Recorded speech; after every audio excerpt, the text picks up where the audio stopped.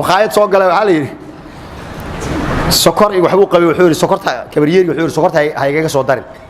وان اسك مشغولسن وهاye sokortii ku soo daray shaahina korku uga soo daray uu soo hordhigay markuu soo fiiriyay nus wax ku dhow sokor waa markaas sokor uu qabay dhiigkarka ku kacay qaylo wiilkii yaraa ku qaylo wariyaa soo kuma dhin sokor hayga soo daray maxaa sokor ku soo dartay wiilkii kama baad wuxuu yiri adeer ha ku qasinno kor le kacbis marka waxaan ka wada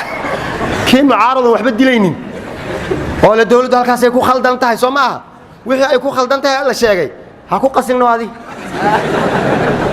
aqal Soomaaliga la wada seexdaan kuwa ku sana marka aqal Soomaaliga dhinac ka seexda reebadu say wax ku dhalan ayaga yaqaan marka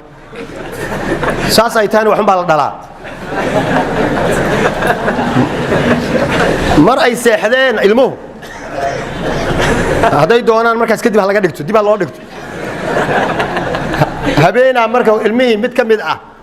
oo inuu seexday loo maleeyay malaha ma buuna seexanin uu soo jeeday waxbuu arkay markaas subaxdii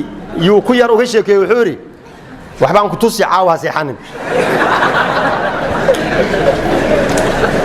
haye istanbul la galay ilmi istanbul ugu jireen xilligii dambe ee xaaladu ay ahayd ayaa la gaaray kii wax ballamiyay ee hore yaa wuxuu damcay inuu kii toosiyo oo yiraahdo hawsha haday bilaabanaysa markuu damcay inuu toosiyo ayaa wuxuu yiri wariyaa waan soo jeedaa in dhafrahay gelin dhafrahay gelin niyowan hadda Soomaali xaaladda ay joogto waxay tahay waa la soo wada jeedaa kuwa waxay marka dadka inay faraha geliyaan waa la iswada fahmay waxa la isku haysto waa kursigaasi seen uga heshiina intii la yiraahdo taas inagoo heshiisay dan inoo wada tahay saas ma lagu qaybsadaa ilaa laga gaaro ma soconayso